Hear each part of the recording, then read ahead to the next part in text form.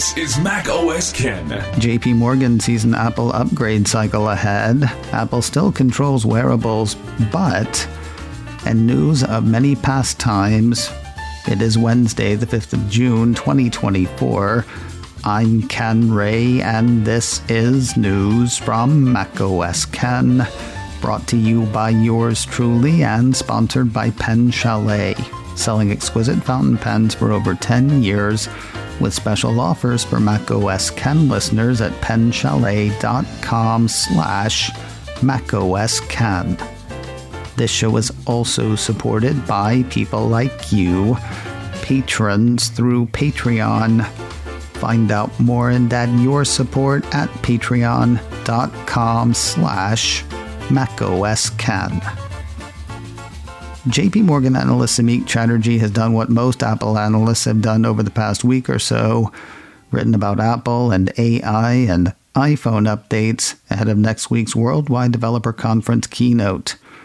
Apple 3.0 ran part of the note he wrote.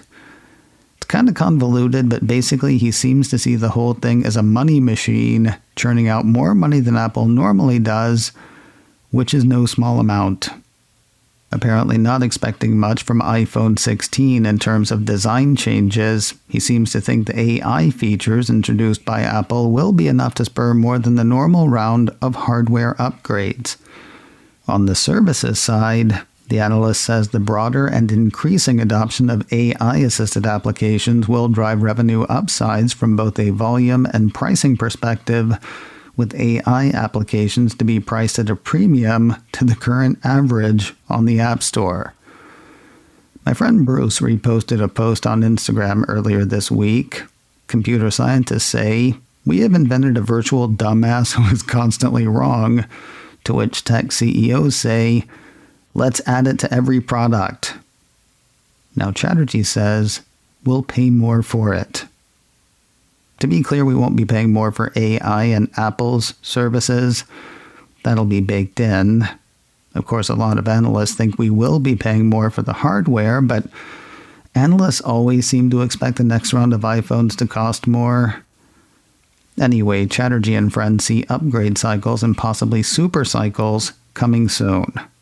Quoting his note again, "We view the presentation at WWDC to tick all the boxes to convince investors that Apple is able to differentiate iPhone 16 and future generations with AI features relative to iPhone 15 and prior generations, and the same for future Mac and iPads to successfully catalyze an upgrade cycle." JP Morgan has an overweight rating on Apple's shares. The firm's price target on the shares is $225. TSMC can blow up its chip factories from a distance, but it can't move those factories any distance. That is the word from the company's chairman, C.C. Wei. 9 to 5 Mac outlines remarks after the company's most recent annual general meeting. We talked before about how Taiwan thinks it's its own country, while China thinks Taiwan is part of China. Taiwan swore in a new president a couple of weeks ago, a guy seen by China as a separatist and a troublemaker, according to a report from NBC News. To welcome him to office, CNBC says China ran war games around Taiwan, blocking the island nation from the rest of the world, and vice versa. Also, 9 to 5 Mac says China has announced plans to reach new military heights by 2027, the 100th anniversary of the People's Liberation Army. Understandably, that's got people who do business with companies in Taiwan, companies like Taiwan Semiconductor Manufacturing Company, a little bit spooked about the future. 9 to 5 Mac has C.C. Wei saying his company has held talks with some customers about the possibility of moving those factories. That piece quotes a Reuters report that had the chairman indicating that it would be impossible to move chip factories out of the island, given that 80 to 90% of its production capacity is in Taiwan. I was kidding, by the way, when I said they could blow up the factories from a distance, though they say they can disable them remotely. None of this is the future for which I signed up, by the way. Thinking about lodging a complaint. Wearables may be on the verge of reenacting the iPhone Android evolution. Back in the day, iPhones cost a lot. Android phones did not. That let Android fill the planet, though not really take it over. Now, new numbers from market tracker IDC indicate that worldwide shipments of wearable devices grew 8% last quarter versus the same quarter a year ago. This, as average selling prices continued to drop.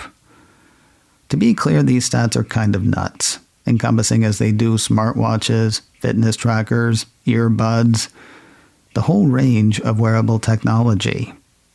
Jitesh Abrani, IDC Research Manager, Worldwide Mobile Device Trackers, is quoted in the release saying the lack of major innovation in the premium segment has allowed Tier 2 brands to narrow the gap across the board until we get to a point where new sensors or algorithms enable prescriptive insights or the tracking of new data points such as blood pressure or glucose. Consumers will likely gravitate toward the mid to value price points. Theoretically, that could be good for Apple. Eventually. For at least the last couple of quarters, Apple has been enthusiastic about growth in emerging markets. Thing is, they're starting from a small position in those markets, and they're not the only ones growing. Ramon Lamas, research director with IDC's Wearables team, says the appetite for wearables is not lost on emerging markets, but higher prices on wearables from premium brands make them cost prohibitive for many. That has opened the door for local brands to introduce low-cost yet feature-laden devices to meet this unsatiated demand. That's how companies like Xiaomi and Imagine Marketing have established positions among the top vendors worldwide. All of that said, Apple is still way out front in terms of volume and, one has to assume, revenue. Q1 saw Apple ship 20.6 million wearables, according to IDC, for an 18.2% share of the worldwide wearables market. That is well ahead of the 11.8 million shipped by second-place Xiaomi for its 10.5% global share. Worth noting, though, Apple shipments were down 18.9% year-on-year. Xiaomi's were up 43.4%. More news in a moment, but first a word from today's sponsor, Pen Chalet, selling exquisite fountain pens for over 10 years. I've spent time over the past few weeks telling you about the starter boxes at penchalet.com/MacOSKen. They include a Lamy Safari or a Pilot Metropolitan, great pens for beginners or old hands, a Rhodia tablet, and some good ink to get you going. Now today I want to tell you about another special they have for macOSKen listeners. One of my favorite pens, the Conklin Endura Deco Crest. It's got styling that harkens back to the 1920s. The body is handmade European high-grade resin, hand-turned and hand-polished in blue or orange. They're accented with a beautiful, ornate metal overlay, rose gold for the blue, gunmetal for the orange. I've had my gunmetal in orange for over a year now. Usually inked, always on display. It's good as a daily driver, but really a statement piece as well. I told Pen Chalet that was the first fountain pen I ever coveted. And they are making it available to you at a discount at penchalet.com/MacOSKen. They've actually got that one as a ballpoint as well. It's pretty. So there are starter boxes, there's a load of other specials, and there's the code MOK10, which will get you 10% off other purchases outside of those great deals. I heard from them yesterday. There is still time to order for Father's Day. Take a look. See what's in store at penchalet.com/MacOSKen. And a huge thanks to Pen Chalet for sponsoring today's show. Lots of stories tied to Apple. and TV, and Apple TV, and Apple TV Plus on Tuesday, and Netflix, and other pastimes. We'll start with Apple TV Plus. Apple Insider highlights a report from The Information that says Apple was in talks last year to bring Apple TV Plus to China by way of China Mobile. It's not clear whether the negotiations are continuing, says Apple Insider. However, the piece continues, it's believed that alongside Apple TV Plus, the deal could include bringing Apple Arcade to China as well. But it's not clear whether the negotiations are continuing. So, that is a thing that may or may not happen. You're welcome, I guess. Apple TV Plus is pretty popular with viewers in the States. That's according to the American Customer Satisfaction Index Telecommunications Study 2024. Cult of Mac has that study showing a score of 79 for Apple TV Plus. That's up from last year's score of 75, putting it even with Netflix, Hulu, and Sling TV. While that shows marked improvement for the Cupertino streamer, it is not enough to be tied for first, nor is it enough to be tied for second. Running through the top spots, Disney Plus is fourth with a score of 77. That is seriously the one that I watch the most. Apple TV Plus, Hulu, Netflix, and Sling TV are all tied for third with their scores of 79. Peacock and YouTube Premium tie for second with scores of 80. And Amazon Prime Video is prime indeed, standing alone on top with a score of 82.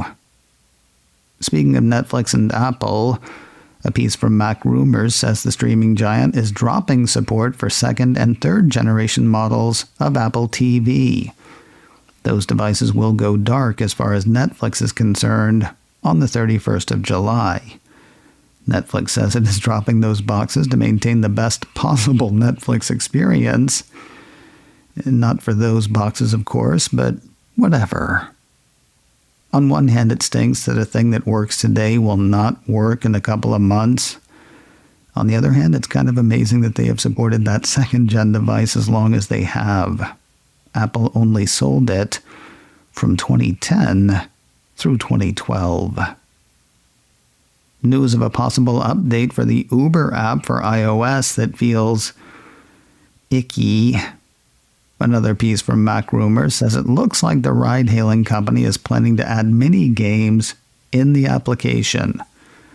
Mac Rumors contributor Aaron Paris discovered several references to the ability to load games in the latest version of the Uber app, according to the report. One line of code says that the gaming feature will require an internet connection. I said this story feels icky. Thirsty would probably be a better term. Pardon my old mannishness, but I am sick to the teeth of apps doing everything they can to keep your attention.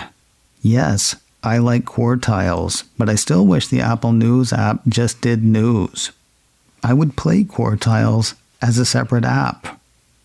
I'd like my ride-hailing app to hail rides. I don't need or want anything else. Also, if you would kindly find your way off of my lawn, I would be most grateful. My griping aside, the piece says it's not clear when or even if Uber will add games. No further details are known at this time, according to the report, beyond the new lines of code added to the app. And finally today, Reese Witherspoon has a book club, and you will never guess where the audiobook portion has landed. 9 to 5 Mac says Apple has announced a partnership with Reese's Book Club, making Apple Books the club's official audiobooks partner. The piece says the club chooses a book each month, spotlighting a woman at the center of the story. According to Apple's press release, Apple Books will feature a dedicated page for users to follow to be notified about new monthly picks, browse previous selections, and experience themed editorial collections curated exclusively by Apple and Reese's Book Club editors. The partnership will include exclusive pricing promotions, Additionally, authors and talent tied to Witherspoon's production company, Hello Sunshine, will curate audiobook recommendations all year long, highlighting those exclusively on Apple Books. While the news centers around the audiobooks, probably because that's the exclusive offering, 9to5Mac says the Apple Books hub for the club does link to ebook versions of the chosen titles, so happy reading or listening or whatever. macOS Ken, brought to you by me and sponsored by Pen Chalet, selling exquisite fountain pens for over 10 years with special offers for macOS Ken listeners at penchalet.com/macOSKen. This show is also supported by people like you, patrons through Patreon. Find out more and add your support at patreon.com/macOSKen. Advertising handled by Backbeat Media, online at backbeatmedia.com. You can reach me a couple of ways. Info at macosken.com or call 716-780-4080. Until next time, that is news from macOS Ken. I'm Ken Ray.